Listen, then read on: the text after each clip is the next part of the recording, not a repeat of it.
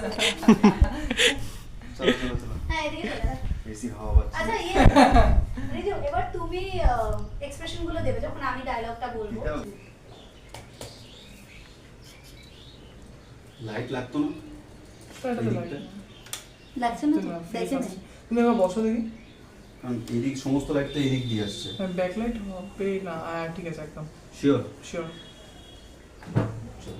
DOP पर भरोसा रखते हैं और शुरू करते हैं। हेलो गाइस, আমি ঘেমে চান হয়ে তুমি ওই দিক দিয়ে ঢুকবে, হ্যাঁ।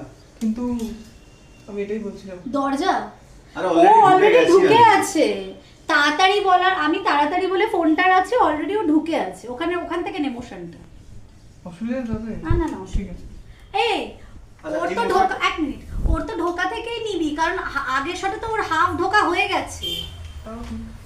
তাই না? হাফ থেকে নিবি। তাহলে মোশনটা রাখছি, এসে এইখানে দাঁড়িয়ে জিজ্ঞাসা করো। হ্যাঁ ও এখানে এসে জিজ্ঞেস করেছিল আসবো মানে।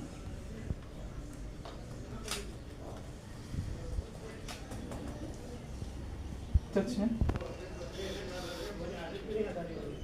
যাচ্ছি। বল অ্যাকশন প্লাস স্টার্ট করো। অ্যাকশন। আসবো ম্যাডাম? আসুন বসবো? বসুন। Thank you. আপনি আমায় ডেকেছেন ম্যাডাম? হ্যাঁ দেখেছি, সেটা হচ্ছে যে আমি নোটিস করেছি গত কয়েকদিন ধরে আপনার কাজে একদম মন নেই, আর আপনি যে কাজগুলো করছেন সেগুলো তো ঠিক হচ্ছে না। আপনি just go through the file.